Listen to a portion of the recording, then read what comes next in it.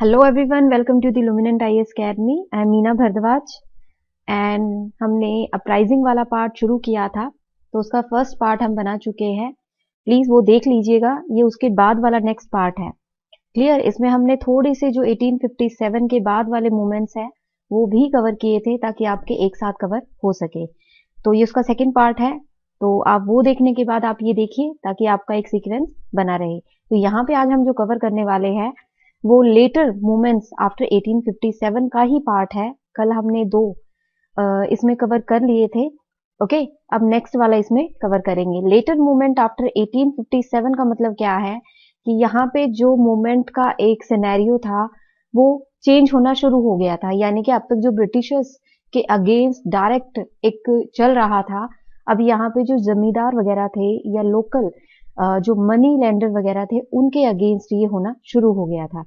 तो यहाँ पे सबसे पहले अगर हम बात करें तो किसान सभा मूवमेंट की बात करते हैं। यहाँ पे 19th सेंचुरी का ही है ये, क्योंकि 1857 के बाद से लेके 1947 के बीच का जो टाइम है उसी को इसका टाइम पीरियड माना जाता है। तो इसमें जैसा कि नाम से पता चल रहा है तो किसानों ने ही इस मूवमेंट को शुरू किया था। इस मूवमेंट को सबसे पहले अगर इसकी लोकेशन की अगर हम बात करें तो ये हुआ था यूपी में। किसान सभा मूवमेंट 19th सेंचुरी में, ये इसकी अगर लोकेशन की हम बात करें तो ये था यूपी में। और यूपी में कई एरिया में तो था ही, स्पेशली अवध का नाम यहाँ पे मेंशन किया जाता है क्योंकि अवध सभा के नाम से भी एक मूवमेंट यहाँ पे एक ऑर्गेनाइजेशन यहाँ पे एक फाउंड किया गया था, तो इसलिए भी इसे अवध का जो नाम है यहाँ पे आपको पता होना चाहिए। तो इसका अगर थोड़ा सा हम बैकग्राउंड की बात करें कि इश्यूज वगैरह क्या थे एंड कैसे इसकी स्टार्टिंग हुई थी, थोड़ा इंपॉर्टेंट है ये क्योंकि आपके 19th सेंचुरी वाला जो मॉडर्न हिस्ट्री का पार्ट है वो काफी इंपॉर्टेंट है क्योंकि ये स्ट्रगल का ही पार्ट है। यानी कि इंडिपेंडेंस स्ट्रगल जो हुआ था ये उसी का ही एक टॉपिक है, तो उसके बाद के जितने टॉपिक्स हैं वो सारे ही इंपॉर्टेंट हो जाते हैं। तो यहाँ पे अगर इसकी बात करें तो ये किसके एफर्ट से बनाया गया था, ये सभा आयोजित की गई थी। ये की गई थी होम रूल जो एक्टिविस्ट थे उस टाइम पे, जो स्ट्रगल का पार्ट थे इंडियन इंडिपेंडेंस की, उन्होंने ही मिलके ये सभा एक संगठन जो है तैयार किया था जिसे यूपी किसान सभा के नाम से जाना गया। फरवरी 1918 यानी 1918 में इसे ऑर्गेनाइज किया गया था। कौन कौन इसके लीडर थे, यानी गौरी शंकर मिश्र एंड इंद्र नारायण द्विवेदी के नाम से जाना जाता है इन लीडर्स को, जिन्होंने इस सभा को आयोजित किया था। साथ ही इस को सपोर्ट करने वाले एक बहुत ही जो नाम हम सब जानते हैं, फेमस है काफी, मदन मोहन मालवीय। तो जब हम स्ट्रगल वाला पार्ट पढ़ते हैं तो इनकी एक अहम भूमिका वहां पे दिखाई देगी आपको, तो ये एक इम्पोर्टेंट नाम है।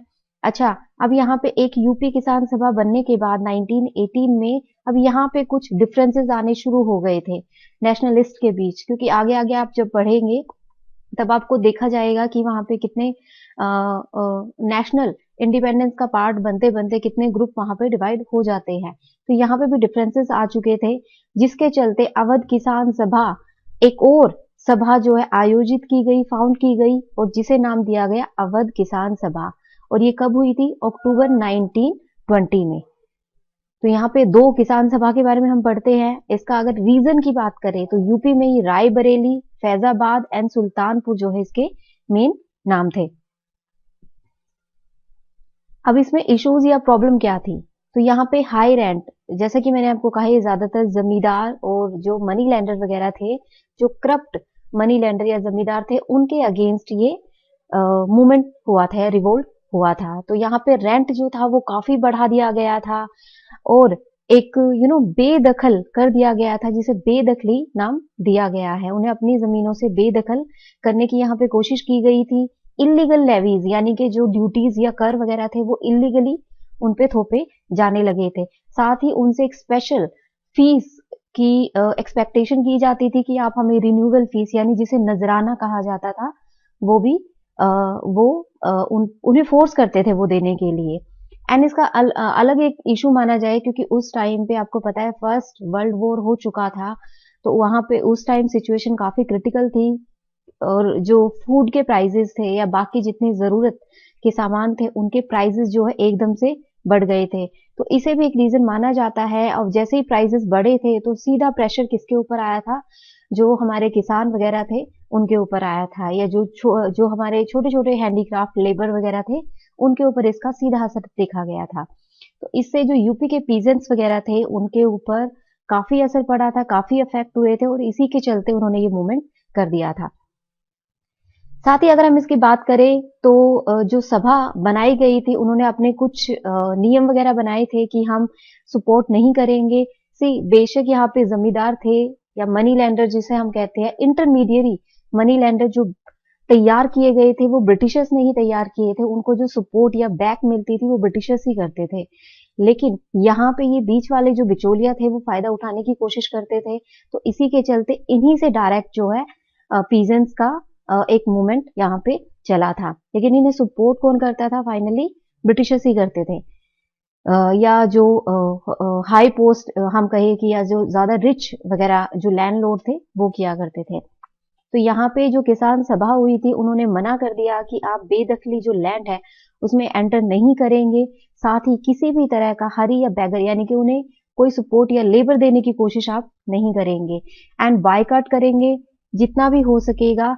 और उसके साथ ही उन्होंने लूटना शुरू कर दिया था उनके बाजारों को, घरों को, या जहां भी उन्होंने स्टोरेज बनाई हुई थी, भंडार बनाए हुए थे, उन सबको उन्होंने लूटना शुरू कर दिया था। तो लेकिन ये अब इस काफी लूट की तरफ बढ़ने की वजह से भी अब ब्रिटिशर्स को इन्हें दबाना पड़ा ताकि ये ज्यादा ही ना बढ़े। तो इसके चलते ही इस मूवमेंट को दबाने की कोशिश की गई और उसे सप्रेस करने के लिए उन्होंने एक अवध रेंट अमेंडमेंट एक्ट जो है वो पास किया। और जितने भी एक्ट होते थे वो ज्यादातर इन्हें सप्रेस करने के लिए ही पास किए जाते थे, और इसी के चलते इस मूवमेंट का डिक्लाइन हो गया और ये मूवमेंट यहीं पे स्टॉप हो गया। ओके, नेक्स्ट हम मूवमेंट की बात करते हैं, एका मूवमेंट। तो पिछला हमने किसान सभा मूवमेंट पढ़ा और ये भी जो है 1857 का ही है। ओके, तो बाद में हम ट्राइबल वाला कवर करेंगे जो 1857 से पहले का है। लेकिन यहाँ पे कुछ जो मूवमेंट है हमने पिछली वीडियो में आपको बताए थे, तो ये उसी का पार्ट है। एका मूवमेंट की अगर हम बात करें तो 1921 का जो टाइम पीरियड है वो माना जाता है। अब यहाँ पे रीजन क्या था? 50% हायर रेंट कर दिया था, यानी रेंट जो लीगल एक रेंट होता है उससे उसे 50% ज्यादा बढ़ा दिया गया था। और एक जो ठेकेदार होते हैं उनका ऑपरेशन या उन्होंने एक फोर्स करना उन्हें शुरू कर दिया था। तो इसी के अगेंस्ट ये मूवमेंट हुआ था।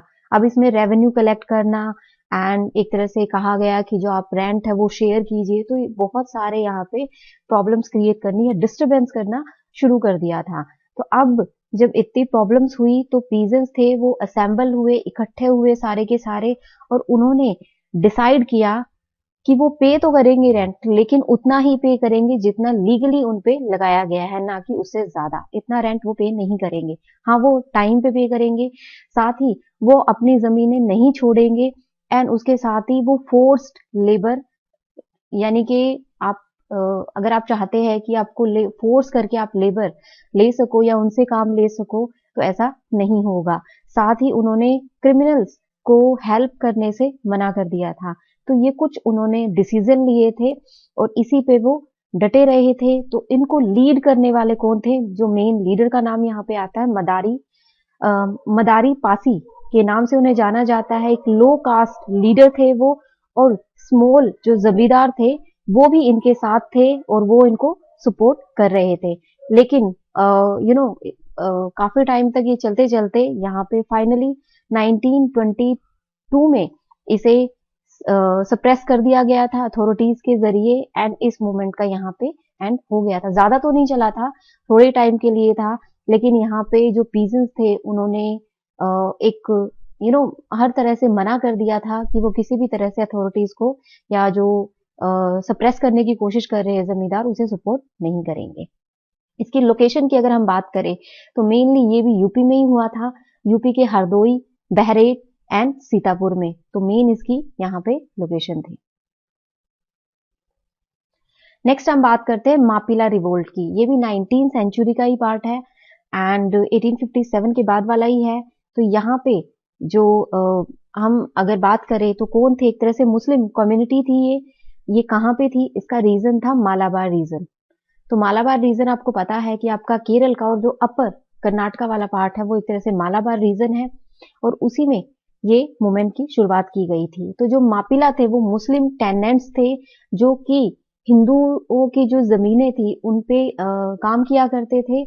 लेकिन यहाँ पे अब ज्यादातर जो जमींदार वगैरह थे वो हिंदू थे, मनी लेंडर वगैरह हिंदू थे, तो उनके अगेंस्ट इन्होंने ये रिवोल्ट शुरू किया था कि जितना भी वो सप्रेस कर रहे थे, वो प्रेस करने की कोशिश कर रहे थे, या रेंट या रेवेन्यू लगाने की कोशिश कर रहे थे, उसके अगेंस्ट था ये।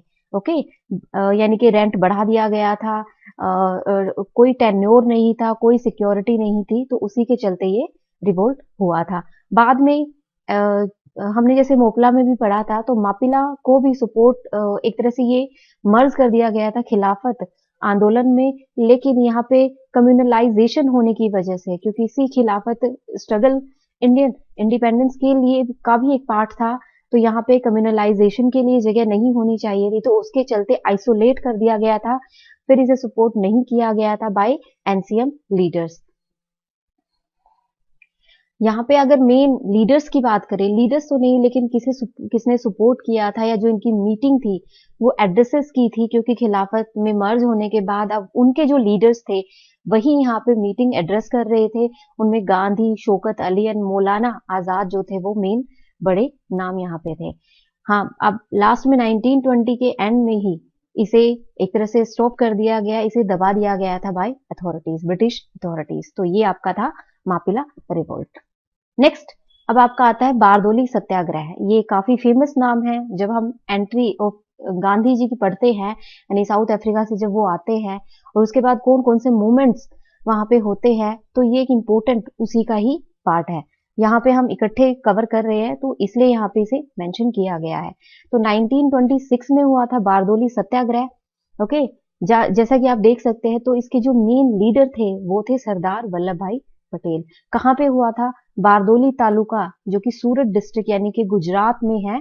ये अच्छा फेमस नाम है एक बारदोली सत्याग्रह, तो लोकेशन आपको पता होनी चाहिए गुजरात, और वल्लभ भाई पटेल के नाम से भी आपको लोकेशन याद आ जानी चाहिए। ओके, तो गुजरात के सूरत डिस्ट्रिक्ट के बारदोली तालुका में ये हुआ था। इसके होने का सबसे मेन रीजन, या इस मूवमेंट का रीजन क्या था कि यहाँ पे जो अथॉरिटीज थी, ब्रिटिश अथॉरिटीज थी, उन्होंने लैंड रेवेन्यू को 30% बढ़ा दिया था। अब इतना ज्यादा जो पीजेंट्स वगैरह थे, फार्मर वगैरह थे, वो नहीं पे कर सकते थे, तो प्रोटेस्ट यहाँ पे एक शुरू हो गया। साथ ही कांग्रेस लीडर्स ही 1926 की बात हो रही है, तो उस टाइम पे जब हम स्ट्रगल वाला पार्ट पढ़ते हैं, तो कांग्रेस आपको पता है कि फाउंड हो चुकी थी। ओके, 1885 के एंड में ही आईएनसी बन चुकी थी, तो उसके लीडर्स थे। अब जितने भी आगे रिवोल्ट होते थे वो उसी का पार्ट थे। तो उन्होंने प्रोटेस्ट करना शुरू कर दिया और उन्होंने डिमांड की कि आपको एक बारदोली इंक्वायरी कमेटी सेटअप करनी चाहिए इस इशू को चेक करने के लिए। लेकिन अथॉरिटीज की ओर से कुछ भी ऐसा रिस्पॉन्स उन्हें नहीं मिला, और इसी के चलते जो सरदार वल्लभ भाई पटेल थे, उन्हें इसका लीडर बनना पड़ा। उन्होंने पीजेंट्स को सपोर्ट किया, एंड 1926 फरवरी 1926 में एक मूवमेंट जो है शुरू किया गया, किसके जरिए? सरदार वल्लभ भाई पटेल के जरिए। अच्छा, सरदार जो टाइटल था वो यही इन्हें बारदोली सत्याग्रह के दौरान जो वहां की विमेन्स थी, वहां की जो औरतें थी, उन्होंने ये दिया था जब इन्होंने इस मूवमेंट को यहाँ पे शुरू किया।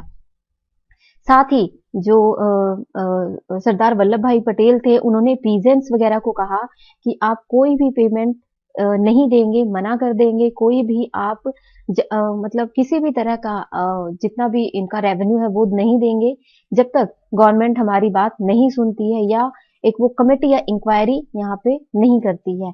इनकी डिमांड थी कि यहाँ पे एक इंडिपेंडेंट ट्राइब्यूनल एक्सेप्ट होना, या फिर इनकी जो करंट अमाउंट है या फुल पेमेंट है वो एक्सेप्ट कर लेनी चाहिए, या जितना पे हम कर सकते हैं उतना ही हमें करने की परमिशन दी जाए यहाँ पे, या फिर एक ट्राइब्यूनल यहाँ पे एस्टेब्लिश किया जाए ताकि वो इंक्वायरी कर सके, कमेटी वगैरह यहाँ पे बैठानी चाहिए उन्हें। तो इसी के साथ ये जो मूवमेंट है ये ऑर्गेनाइज किया गया, और यहाँ पे 13 छावनी या हम कहे वर्कर कैंप थे वो लगाए गए थे इसी तालुका में, किसके जरिए? पटेल के जरिए। एंड इसके लीडर्स की या हम कहें सपोर्ट किसने किया था? तो के एम मुंशी, लालजी नारायण जी इन्होंने क्या किया था, बॉम्बे लेजिस्लेटिव काउंसिल के ये पार्ट थे, उसके सदस्य थे, इन्होंने रिजाइन करके इस मूवमेंट को सपोर्ट किया था। तो सरदार वल्लभ भाई पटेल का नाम यहाँ पे आता है, बहुत ही फेमस है, और उसके साथ ही के एम मुंशी और लालजी नारायण जी का भी नाम यहाँ पे आता है। बाद में गांधी जी भी यहाँ पे पहुंचे थे, लेकिन वो मेन लीडर नहीं थे यहाँ के, लेकिन हाँ सपोर्ट था उन्हें, एंड उनका सपोर्ट होना ही एक काफी लोगों के लिए बहुत बड़ी बात होती थी उस टाइम पे। तो एक इमरजेंसी के चांसेस अगर यहाँ पे हो जाए तो उसके ही चलते गांधी जी इसको ने यहाँ पे एक सपोर्ट देने की यहाँ पे कोशिश की थी। तो बाद में जैसे जैसे इतने लीडर्स जुड़ गए और इतना कुछ हुआ, उसके बाद एक कमेटी यहाँ पे फाउंड की गई, इस सारी जितना भी रेवेन्यू बढ़ा था उसको इंक्वायरी करने के लिए, और इसे अनजस्टिफाई कहा गया।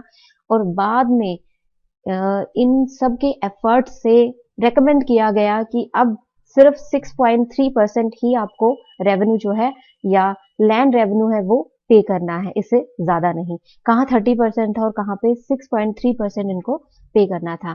तो फाइनली यहाँ पे ये सक्सीड हुआ था, ओके, जो पीजेंट्स के हक में था। तो यहाँ तक जो हमने पढ़े हैं वो सारे के सारे आपके पीजेंट रिवोल्ट ही थे। 1857 के बाद वाले कुछ हमने कवर किए थे।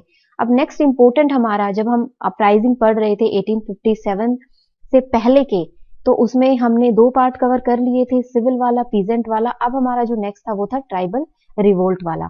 तो ट्राइबल रिवोल्ट की अगर हम बात करें, नाम से ही आपको क्लियर हो जाना चाहिए कि जो ट्राइबल लैंड थी, जब उसे एक्वायर करने की कोशिश की गई थी, तो तब ये रिवोल्ट हुए थे। तो तब यहाँ पे जो आदिवासी वगैरह थे उन्होंने आर्म्स उठा लिए थे। अब ये भी एक तरह से जो वहां के जमींदार वगैरह थे, मनी लैंडर थे, और हाँ जो अथॉरिटी दूसरे स्टेट के यानी कि जो आदिवासी नहीं थे उन्हें इन्हीं की जमीन देने की कोशिश करते थे, या इनका कल्चरल जो इंडिपेंडेंस थी या इनकी जो रिलीजियस इंडिपेंडेंस थी उसे छीनने की कोशिश करते थे। साथ ही इनके फॉरेस्ट वगैरह को कट करके अपनी फैक्ट्रीज वगैरह के लिए या अपने यूज के लिए यूज करना चाहते थे। तो उस टाइम पे इन्हें ये चीज बर्दाश्त नहीं थी, तब इसी के चलते जो है ट्राइबल रिवोल्ट्स हुए। तो सबसे पहले यहाँ पे बहुत सारे हैं, लेकिन जो कुछ इंपॉर्टेंट है वो कवर करने की कोशिश की गई है। तो इसका जो बेसिक थीम है आपका, वो कैरेक्टरिस्टिक है, वो आपको पता होनी चाहिए, वो लगी गई है आपको पता कि इनकी जो ट्राइबल लैंड थी उसको एक एक्वायर करने की कोशिश, उसे कंट्रोल करने की कोशिश, या दूसरी स्टेट के लोगों को जमीनें देना, और इनका जो कल्चरल रिलीजियस एक इंडिपेंडेंस थी इनकी खुद, ये सबसे दूर रहते थे। तो ये मर्ज नहीं होना चाहते थे और लोगों के साथ। और वहां पे फिर नॉन आदिवासी या जो आदिवासी नहीं है वो आके अगर एंट्री करते थे तो इन्हें काफी डिस्टरबेंस फील होता था। तो उसी के चलते ये रिवोल्ट हुए थे। तो चूअर जो है एक तरह से इनसे पहले पहाड़ीज के बाद ही हम ये वाला पार्ट कवर करते हैं। तो ये ऑलमोस्ट एक तरह से मिक्सअप ही है।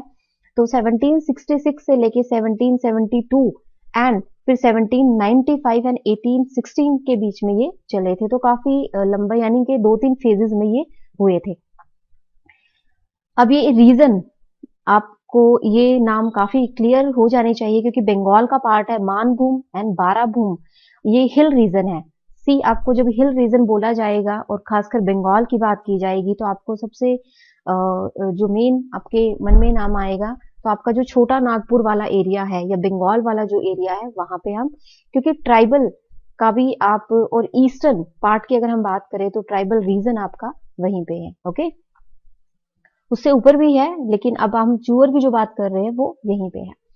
तो इसके जो इश्यूज की अगर हम बात करें तो बेसिकली जो ये जो ट्राइब थी ये फार्मर्स थे या फिर हंटर्स थे, जिन्हें भूमिज भी कहा जाता था। तो ये चेंज करते रहते थे, तो कभी फार्मिंग करते थे, कभी हंटिंग करते थे। तो एक तरह से ये अपना सरवाइव करते थे, सबसे अलग रहते थे। एंड ये दूसरी स्टेट या दूसरे जो ट्राइबल नहीं थे उनके साथ ये इतना मिक्सअप नहीं होते थे। अब यहाँ पे एक तो फेमाइन यानी कि अकाल पड़ गया था, दूसरा यहाँ पे लैंड रेवेन्यू सेटलमेंट जो ब्रिटिशर्स कर रहे थे उसके चलते प्रॉब्लम आई, उन्होंने रेवेन्यू डिमांड करनी शुरू कर दी। एंड जो जंगल के जमींदार थे उन्होंने एक इकोनॉमिक डिस्ट्रेस क्रिएट करनी यहाँ पे शुरू कर दी थी, यानी कि मेन जो थे यहाँ पे जो जमींदार वगैरह ही थे उन्हीं के अगेंस्ट थी, और उन जमींदारों को सपोर्ट किसकी थी? ब्रिटिशर्स की। सी थीम आपकी सेम ही है, कि इनकी लैंड को किस तरीके से और इन पे एक इकोनॉमिकल प्रेशर जो बनाने की कोशिश की गई थी, वो उसी के चलते ये रिवोल्ट हुए थे।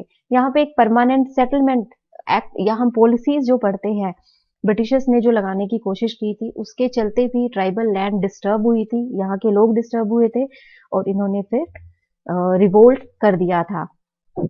तो मेन जो अपराइजिंग यहाँ की मानी जाती है वो दुर्जन या दुर्जोल सिंह की लीडरशिप में मानी जाती है, जो कि 1798 में हुई थी। इन्होंने ब्रिटिशर्स के अगेंस्ट एक आर्म्स उठा लिए थे, उनके अगेंस्ट एक रिवोल्ट शुरू कर दिया था। कुछ और अगर हम फेमस नाम बात करें दुर्जोल सिंह या दुर्जन सिंह के अलावा, तो मदहाब सिंह जो कि राजा बाराभूम के जो राजा उनके ब्रदर थे, राजा मोहन सिंह, जमींदार of Juriya, and Lakshman Singh दुल्मा। दुल्मा के जो लक्ष्मण सिंह थे वो इसके मेन लीडर्स थे। क्लियर? आई होप कि आपको ये क्लियर हो गया होगा। तो ये जो इनका रीजन था, एक ट्राइबल लैंड को डिस्टर्ब, इनकी ट्राइबल जो इंडिपेंडेंस थी, इनका कल्चर था, उसे डिस्टर्ब करने की कोशिश की थी। अथॉरिटीज के डायरेक्ट नहीं, अथॉरिटीज ने जो इंटरमीडिएरी जो बीच में जमींदार वगैरह, मनी लैंडर वगैरह थे, उनके जरिए इन्हें डिस्टर्ब करने की जो कोशिश की थी, उसी के चलते ये रिवोल्ट हुआ था। क्लियर? अच्छा, इसे जंगल महल रिवोल्ट के नाम से भी जाना जाता है, क्योंकि ये वही एरिया था, एक तरह से इन्हें जंगल महल वाला एरिया जो आपका है, जो बंगाल का मानभूम, बाराभूम और जो हिली रीजन है, बाराभूम एंड घाटशिला वाला रीजन है, उसे जंगल महल के नाम से भी जाना जाता था। नेक्स्ट हम बात करते हैं कोल ट्राइब की। तो 1831 में कोल रिवोल्ट हुआ था। अब इसकी अगर हम लोकेशन की बात करें तो ये हुआ था आपका रांची में Singhbhum, Hazaribagh, Palamau, western part of Manbhum. तो ये कुछ रांची में ही आपकी लोकेशन है, Singhbhum, Hazaribagh, Palamau and western part of Manbhum. अब यहाँ पे जो इशू था 1831 में, अब ज्यादा से ज्यादा इन्होंने जो उनकी लैंड थी, ओके, वो ट्रांसफर करनी शुरू कर दी थी। किसे? जो बाहर के हिंदू थे, सिख थे, मुस्लिम फार्मर्स थे, यानी कि जो आउटसाइडर थे, उनको एंट्री देनी शुरू कर दी थी। उन्हें इनकी जमीनें जो ये काफी टाइम से यूज करते आ रहे थे, ओके, अपने ट्रेडिशनल तरीके से, अपने कल्चरल इनकी इंडिपेंडेंस थी, उसे खत्म करने की कोशिश की गई थी यहाँ पे। और ऊपर से जैसे इनकी जमीनें तो दी ही गई, साथ में जो मनी लैंडर थे वो भी काफी ओप्रेसिव थे, उन्होंने हैवी टैक्सेस इनके ऊपर लगाने शुरू कर दिए थे। तो अब ये उतने रिच तो होते नहीं थे, क्योंकि ट्राइबल लोग अपना थोड़ा बहुत खेती करके या थोड़ा बहुत फार्मिंग करके, हंटिंग करके ही सरवाइव करते हैं, तो वो इतने टैक्सेस कहाँ से पे करेंगे। तो इसी के चलते जो इनके लीडर थे, बुधो भगत या बुधू भगत भी इन्हें कहा जाता है, इन्होंने रिवोल्ट छेड़ दिया ब्रिटिशर्स के अगेंस्ट एंड फाइनली जो ये कोल रिवोल्ट यहाँ पे हुआ था। तो इसे भी सप्रेस कर दिया गया था, क्योंकि अथॉरिटीज नहीं चाहती थी कोई भी उनके अगेंस्ट किसी भी तरह का रिवोल्ट करे। नेक्स्ट, एक फेमस ट्राइबल रिवोल्ट की अगर हम बात करें तो कुछ फेमस नाम जो है यहाँ पे, मुंडा अपराइजिंग के नाम से आप जानते हैं, तो काफी ये न्यूज में रहता ही है हर साल।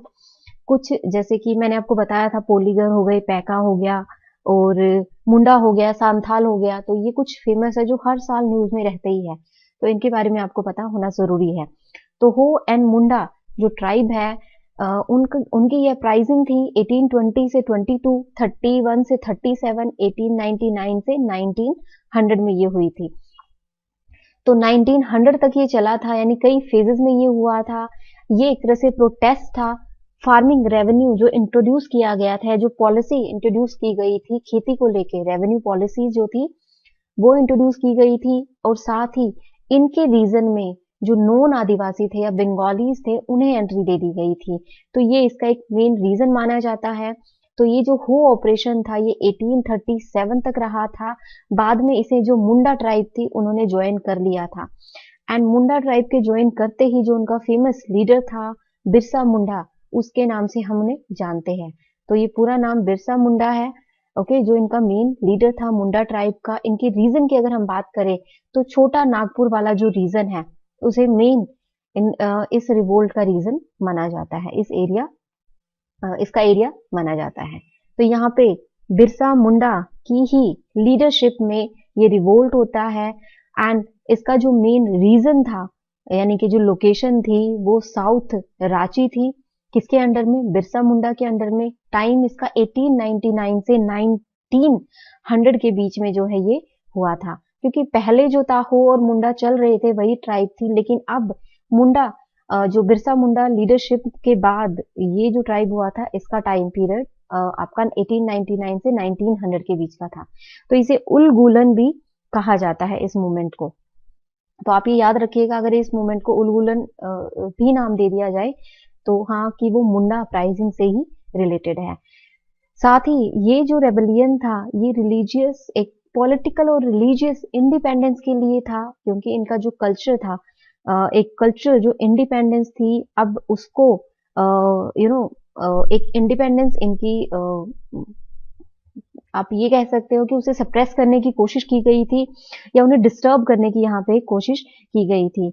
तो एक एनक्रोचिंग थी इनकी ट्राइबल लैंड पे, इन्हें इतना इनसे हैवी टैक्सेस लेने की कोशिश की गई जमींदारों के जरिए, फ्यूडल सिस्टम के जरिए, या इनके टेन्योर्स के जरिए इन्हें, या फिर मनी लैंडर जो है एक्सप्लॉइट करने की कोशिश करते थे, या फॉरेस्ट कॉन्ट्रैक्ट बनाने की कोशिश करते थे। इनकी जो फॉरेस्ट लैंड थी उसे एक्वायर करने की कोशिश करते थे। तो इसके चलते इनके पास, इनकी हालत काफी खराब हो गई थी। इन्हें यानी कि बैगिंग तक करनी पड़ी थी, इनके भीख मांगने तक के चांसेस यहाँ पे, यानी कि एक यानी फोर्स लेबर, इन्हें बहुत ही कम पे इनसे जबरदस्ती काम लिया जाने लग गया था।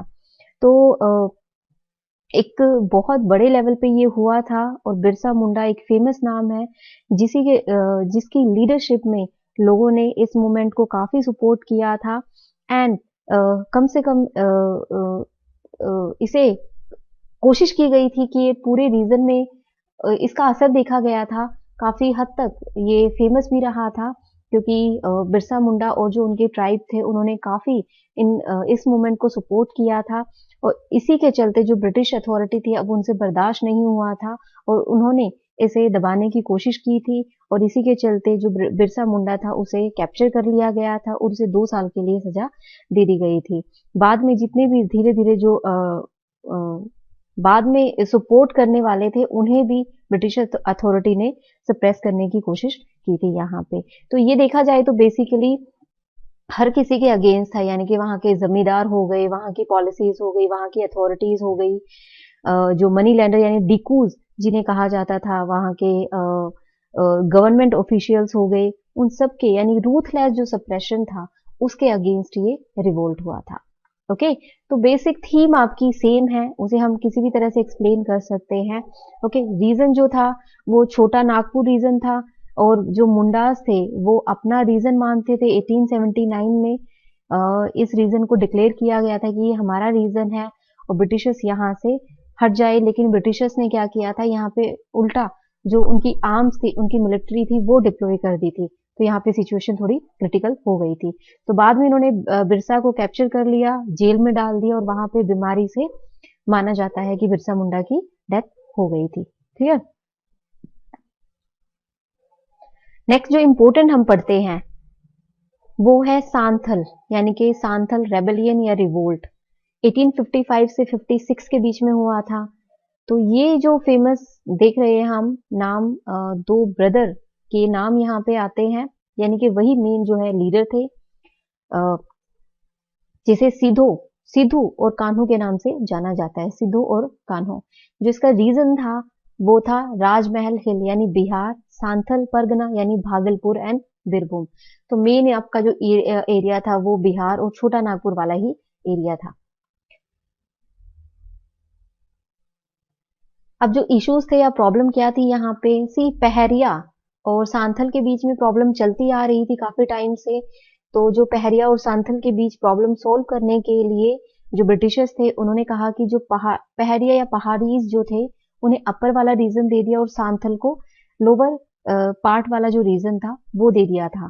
तो इसके चलते अब यहाँ पे जो वहां के जमींदार थे फिर से, अब उन्होंने फिर से टैक्सेस वगैरह बढ़ा दिए, रेंट लेना शुरू कर दिया, हाई रेंट लेना शुरू कर दिया। वही लैंड रेवेन्यू पॉलिसीज के चलते इनकी जो जमीनें थी उनपे एक इन्हें मजबूर कर दिया कि आप उसे एविक्ट करो, आप उसे छोड़ दो। तो मनी लैंडर जिन्हें डिकू कहा जाता था उनके अगेंस्ट था, साथ ही जितने भी जमींदार थे या सप्रेस करने या ओप्रेसिव जमींदार थे जो इनकी लैंड लेने की कोशिश करते थे, इनकी कल्चरल इंडिपेंडेंस को डिस्टर्ब करने की कोशिश करते थे, जबरदस्ती इनके ऊपर टैक्सेस कर वगैरह लगाते थे, ये उन सबके अगेंस्ट था, क्योंकि इन सबको लीगल सपोर्ट थी। यानी कि जितने जमींदार या मनी लैंडर थे जो इनसे वसूला करते थे कर वगैरह, उनको लीगल या पुलिस अथॉरिटीज की सपोर्ट मिली हुई थी। तो इसके चलते यहाँ पे प्रॉब्लम काफी हुई, काफी डिस्टर्ब हुए। साथ ही परमानेंट सेटलमेंट एक्ट 1793 यहाँ पे पास हो चुका था और उसके चलते भी यहाँ पे काफी एक इनके ऊपर काफी इकोनॉमिकली सप्रेस करने की कोशिश की, प्रेशर डाला गया था। तो इसके चलते एंटी ब्रिटिश मूवमेंट ये बन गया था। तो सांथल ने कंपनी के अगेंस्ट जो दो ब्रदर थे, सिद्धू और कान्हू, उनकी लीडरशिप में ये रिवोल्ट शुरू किया था एंड अपना जो एरिया था भागलपुर और राजमहल का, उसे ऑटोनॉमस डिक्लेयर कर दिया था कि यहाँ पे अब ये हमारा रीजन है और यहाँ पे कोई भी ब्रिटिश अथॉरिटी इसे एक्वायर नहीं कर सकती है। तो इसी के चलते ये रिवोल्ट हुआ था। इस रिवोल्ट को हुल या लिबरेशन मूवमेंट के नाम से भी जाना जाता है। तो यहाँ पे इनकी जो दो सिस्टर थी, सिद्धू और कान्हू की, ओके, फूलो और झानू के नाम से इन्हें जाना जाता है। तो इन्होंने भी काफी सोल्जर्स को मारा था। खुद मरने से पहले इन्होंने वहां पे जितने ब्रिटिशर्स, काफी हद तक ब्रिटिश सोल्जर्स जो थे उन्हें उनका मर्डर किया था। तो इनका भी एक नाम यहाँ पे आता है। तो बाद में इसे 1856 में काफी सप्रेस कर दिया गया था। काफी कोशिशें की गई थी यहाँ पे पूरी तरह से, क्योंकि ये काफी बढ़ने लग गया था, काफी फेमस हो गया था रिवोल्ट ये। लेकिन इसका असर देखने को मिला। सप्रेस बेशक कर दिया गया था, लेकिन इनके एफर्ट से एक चीज तो क्लियर थी कि यहाँ पे जो सांथल परगना जो ये चाहते थे अपना एरिया, वो एक एस्टेब्लिश किया गया था और वहां पे स्पेशल लॉ जो है वो बनाए गए थे। नेक्स्ट हम बात करते हैं भील। 1817 से 19 के बीच एंड 1913 में ये हुआ था। अब इसमें भील की अगर हम बात करें तो वो कहाँ पे रहते हैं, यानी कि जो आपका वेस्टर्न पार्ट है इंडिया का, वहां पे आप ये ट्राइब आपकी पाई जाती है। यानी कि आपका जो लोवेस्ट राजस्थान या साउथ राजस्थान वाला पार्ट है, आपका जो ईस्टर्न एमपी वाला पार्ट है, और जो अपर महाराष्ट्र वाला पार्ट है यानी कि डेक्कन और नॉर्थ का जो हिली रीजन है, वहां पे ये ट्राइब जो है पाई जाती है। और वहीं पे ये रिवोल्ट हुआ था Khandesh, Dhar, Malwa, western ghat and southern Rajasthan. See आपको लोकेशन यहाँ पे दिखाई दे रही है। तो Khandesh, Dhar, Malwa, western ghat and southern Rajasthan, ये हिली रीजन है। एमपी का हो गया, यहाँ पे लोवेस्ट राजस्थान का हो गया, और ये अपर महाराष्ट्र वाला जो वेस्टर्न घाट वाला जो पार्ट है। तो यहाँ पे ये रिवोल्ट हुआ था। सेम था आपका कि जो इनकी ट्राइबल लैंड थी या ट्राइबल जो कल्चर था उसे डिस्टर्ब करने की कोशिश की गई थी यहाँ पे। और अब इस रिवोल्ट में जो मेन जो यहाँ की ट्राइब थी, उन्होंने ब्रिटिशर्स के अगेंस्ट, जमींदारों के अगेंस्ट, जो मनी लैंडर्स थे उनके अगेंस्ट ये शुरू कर दिया था। तो 1817 से 19 के बीच इन्होंने ये रिवोल्ट किया था। अब से ज्यादातर क्या होता था, एक तो इकोनॉमिक प्रेशर रहता था, सप्रेस करने की कोशिश थी, ऊपर से लैंड रेवेन्यू पॉलिसीज हो गई, टैक्सेस हो गए, और ऊपर से कोई ना कोई अकाल यहाँ पे पड़ जाता था, क्योंकि ये हिली रीजन था, यहाँ पे बारिश वगैरह इतनी नहीं होती थी। तो उसके चलते भी यहाँ पे प्रॉब्लम आती थी। ऊपर से जो गवर्नमेंट थी या ब्रिटिश गवर्नमेंट थी, उनका जो ट्रीटमेंट था, उनके जो ऑफिशियल्स थे वो काफी करप्ट थे, तो वो लोगों को परेशान ही करते थे। तो इसी के चलते ये अपराइजिंग हुई थी। तो इसके बाद 17 से 19 के बाद ये दोबारा हुआ था 1825 में, 31 में, 1846 में हुआ था। और इसे उस टाइम पे जो गुरु गोविंद सिंह थे, सिखों के जो गुरु थे, उन्होंने सपोर्ट किया था। उन जो राजस्थान के भील्स थे, यानी भंसवारा या सुंद जो स्टेट थी, वहां के भील ट्राइब को सपोर्ट किया था। किसने? गुरु गोविंद सिंह ने, जो सिखों के गुरु थे। और बाद में ऑर्गेनाइज किया गया था कि वो इनके अगेंस्ट फाइट करे। तो ये जो रिवोल्ट था ये 1930 तक चला था, 13 तक चला था, एंड बाद में इसे सप्रेस कर दिया गया था। नेक्स्ट हम पढ़ते हैं रमोसी राइजिंग। रमोसी के नाम से आपको अगर आपने मराठा पढ़ा है तो वहां पे जो मराठा रीजन है, वहां की जो ट्राइब है, उन्हें रमोसी कहा जाता है। तो इनका जो मेन रीजन था वो एक्चुअली मराठा रीजन ही माना जाता है। तो 1822 से 29 एंड 1839 से 41 के बीच में ये हुआ था। तो आपका जो डेक्कन वाला पार्ट है, यानी कि वेस्टर्न घाट वाला जो पार्ट है, उसे इसका मेन यहाँ पे ये ट्राइब पाई जाती है। तो वेस्टर्न घाट इनकी लोकेशन है मेन रमोसी राइजिंग की। अब यहाँ पे इन्हें मराठाओं से लिंक किया जाता है, क्योंकि जैसे ही ब्रिटिशर्स ने एक एनेक्स पॉलिसी स्टार्ट कर दी थी, एनेक्स करना शुरू कर दिया था। सी लैंड एक्वायर करने का मतलब क्या है, लैंड रेवेन्यू पॉलिसीज लगाने का क्या मतलब है कि अब उनकी लैंड को अपने अंडर में ले लेना। ओके, एक एनेक्सेशन यहाँ पे शुरू कर दिया था इन्होंने पूरे भारत में, और उसी के चलते जो मराठा रीजन था, मराठाओं को हराने के बाद उनकी भी टेरिटरी को एक्वायर करना शुरू कर दिया था। तो जो रमोसीज थे, जो ये ट्राइब थी, ये मराठाओं के अंडर में ही एम्प्लॉय इन्हें ये एम्प्लॉयड थे, उनके अंडर में काम करते थे। और अब मराठा एडमिनिस्ट्रेशन वहां पे नहीं थी, तो इनकी एम्प्लॉयमेंट भी चली गई थी। तो अब इनके पास और कोई चारा नहीं था रिवोल्ट करने के, और इन्होंने क्या किया, जो चित्तूर सिंह इनके जो लीडर थे, उनकी यू नो उनकी लीडरशिप में ये रिवोल्ट शुरू हुआ 1825 से 26 में। ओके, एंड अगर दूसरे लीडर की हम बात करें तो उमाजी नायक ऑफ पूना भी इसके सपोर्टर थे, और साथ ही बापू त्रिम्बक जी सावंत भी यहाँ पे फेमस नाम आता है। ओके, चित्तूर सिंह हो गया, उमाजी नायक एंड बापू त्रिम्बक जी सावंत का नाम यहाँ पे आता है। तो उन्हीं की उन्हीं की लीडरशिप में ये हुआ था। तो एक तरह से डिस्टरबेंस थी, लैंड रेवेन्यू हो गया, टैक्सेस हो गए, उसके अलावा जो यहाँ के रूलर थे, यानी कि जो यहाँ के राजा थे, राजा प्रताप सिंह सतारा के वो राजा थे, उन्हें बैनिशमेंट यानी कि अपने राज्य से दूर भेज दिया गया था एज ए पनिशमेंट। तो इसके चलते अब इनके यहाँ पे काफी डिस्टरबेंस होनी शुरू हो गई थी। अब यहाँ पे ना तो कोई एम्प्लॉयमेंट देने वाला था, और ना ही कोई इनको इकोनॉमिक जो इनके ऊपर प्रेशर था उससे इन्हें सपोर्ट करने वाला था। तो इसी के चलते ये शुरू हुआ था 1839 में, फिर से हुआ था, कई फेजेस में हुआ था, एंड लास्ट में 1841 में इसे सप्रेस कर दिया गया था। नेक्स्ट हम बात करते हैं खासी अपराइजिंग की। तो 1829 से 33 के बीच में हुई थी, और इसकी रीजन की अगर हम बात करें, लोकेशन की अगर हम बात करें, तो ये आपका हुआ था जो खासी और जयंतिया, नाम से आपको पता है खासी जयंतिया आपके हिल्स है ईस्टर्न पार्ट में, तो वहीं पे, और साथ ही एक सयाल हट रीजन जो आपका नॉर्थ बांग्लादेश, तब उस टाइम पे एक अलग नहीं हुआ था बांग्लादेश, तो अपर जो बांग्लादेश का पार्ट है, एंड गारो एंड जयंतिया हिल वाला जो रीजन है, वहीं पे ये रिवोल्ट हुआ था।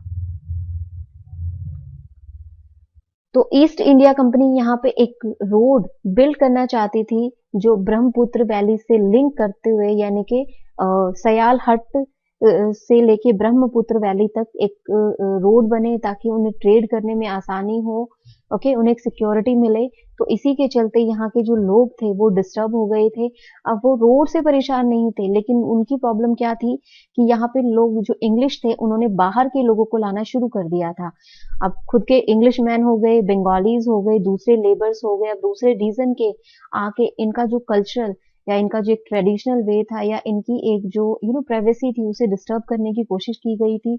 अब यहाँ पे रोड वगैरह बनेंगे तो फॉरेस्ट वगैरह कट होंगे, और इनका जो रीजन होगा या इनका जो ट्राइबल लैंड होगी उसे डिस्टर्ब किया जाएगा, वहां पे उसे कंट्रोल किया जाएगा। तो ये नहीं चाहते थे, और ऊपर से उनकी लैंड रेवेन्यू पॉलिसीज तो चलती ही रहती थी। तो इसी के चलते अब ये नहीं चाहते थे दूसरे रीजन्स के लोग यहाँ पे आके, से एक कल्चर इन डिफरेंस यहाँ पे आ जाता है जब दूसरे जो नॉन आदिवासी अगर आदिवासी एरिया में आके रहने लगते हैं। तो खासी, गारो, खमती और सिंहपोस जो वहां की ट्राइब थी, उन्होंने रिवोल्ट कर दिया था, और इनके जो लीडर थे वो थे तीरथ सिंह, तिरूत सिंह के नाम से भी इन्हें जाना जाता है।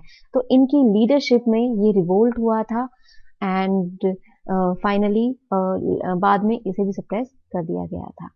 तो ये यहाँ तक हमारे जो ट्राइबल रिवोल्ट थे वो हमने पढ़े हैं। आई होप कि आपको क्लियर हो गए होंगे। थोड़ा बड़ा था, तो 2 पार्ट में हमने कवर किया है। इसके बाद हम रिवोल्ट करेंगे 1857 का, वो तो जल्दी ही कवर हो जाएगा, उसके ऊपर ऑलरेडी वीडियो बन चुकी है, लेकिन हम उसे जल्दी कवर कर लेंगे। एंड उसके बाद आपका रिफॉर्मर वाला पार्ट हम कवर करेंगे। आई होप कि आप देख रहे हैं, आपकी वीडियो कंटिन्यू रहेगी। हो सकता है थोड़ा बहुत डिले हो जाए, लेकिन कोशिश यही है कि आपको जल्दी से जल्दी कवर करवाया जाए। क्लियर? तो ओके, तो रिवोल्ट करने के बाद आपका जो मेन एक हमने स्टार्टिंग में आपको बताया था कुछ फैक्टर्स के बाद, लास्ट का जो हमारा पार्ट आता है वो आता है वीकनेसेस। अब ये इतनी सारी अप्राइजिंग तो हुई थी, अब इसकी अप्राइजिंग की वीकनेसेस क्या थी, ये सक्सेस क्यों नहीं हुए, क्यों ज्यादातर जो थे सप्रेस कर दिए गए थे।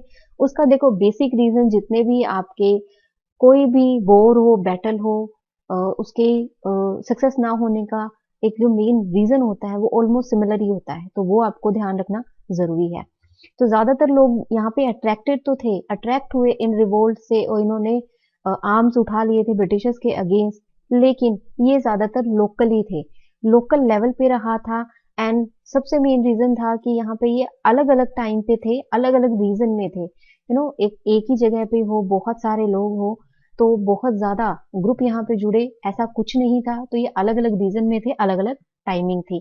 इसके अलावा ये लोकल ग्रीवेंसेस थे, तो नेशनल इशू यहाँ पे नहीं दिखाई दिया, यानी कि अपने अपने जो उनकी लोकल प्रॉब्लम्स थी उनकी चलते ही ये हुआ। इसका जो कैरेक्टर था वो सेमी फ्यूडल था, बैकवर्ड लुकिंग था, साथ ही ट्रेडिशनल था, यानी कि जो आज का जो मॉडर्न यानी कि चेंजेस जो आ रहे थे या सोशल जो सेटअप था उससे एक तरह से मैच नहीं कर रहा था। इनके पास कोई ऑल्टरनेटिव नहीं था कि ये अपनी ट्रेडिशनल वे को बदल के कोई मॉडर्न मेथड यूज कर सके इस रिवोल्ट में। साथ ही उनका लोकल रीजन था और एक तरह से सेम ही था सबका मोटिव कि इन्हें एंटी ब्रिटिश है और ब्रिटिशर्स को यहाँ से अपने एरिया से भगाना है। लेकिन कोई नेशनल इम्पल्स यहाँ पे दिखाई नहीं देती, एक नेशनल लेवल पे ये नहीं दिखाई दिया कि हर कोई इसे सपोर्ट कर रहा था, नहीं, थोड़े थोड़े एरिया में थोड़े थोड़े लोग जो थे ये रिवोल्ट कर रहे थे, जिसे आसानी से सप्रेस कर दिया गया। इसके अलावा काफ़ी ये आपको दिखाई देगा जब हम रिवोल्ट 1857 का कवर करेंगे। हमने बंगाल वाला पार्ट कवर किया, या हम कहे जो हमने बाकी वॉर जो कवर किए हैं, उसमें ये देखा गया है कि जो इनका जो मेथड था वो सेंचुरीज ओल्ड था, काफ़ी पुराना आइडियोलॉजिकल था। ओके, कल्चरल कंटेंट थे यहाँ पे, कोई मॉडर्नाइजेशन, कोई मॉडर्न टेक्निक, कोई मॉडर्न मेथड नहीं यहाँ पे, या कोई मॉडर्न स्ट्रेटेजी यहाँ पे नहीं दिखाई देती। तो और साथ ही इनके जो मेथड के साथ साथ जो इनकी आर्म्स थी, इनके हथियार वगैरह थे, वो भी काफी पुराने थे एज कंपेयर टू जो इनके ओपोनेंट्स थे, यानी कि जो ब्रिटिशर्स थे या इनके जो दुश्मन थे उनके अगेंस्ट, इनके एनिमीज थे उनके अगेंस्ट थे, यानी कि उनके पास थे। तो उनके जो हथियार वगैरह थे, मेथड वगैरह थे, वो काफी इनोवेटिव टेक्निक या फिर हम कहें स्ट्रेटजीज होती थी उनके पास, लेकिन ये काफी ट्रेडिशनल वे से लड़ने की वजह से भी यहाँ पे वीक हो गए। तो ये कुछ रीजंस थे। आई होप कि आपको क्लियर हो गए होंगे कि वीकनेसेस क्या थी। हमने इसके फैक्टर्स पढ़े हैं, कैरेक्टरिस्टिक पढ़ी है, फॉर्म्स पढ़ी है और वीकनेसेस यहाँ पे कवर की है। तो okay, if you like it then like and share it, subscribe the channel and press the notification bell icon. Okay, thank you so much.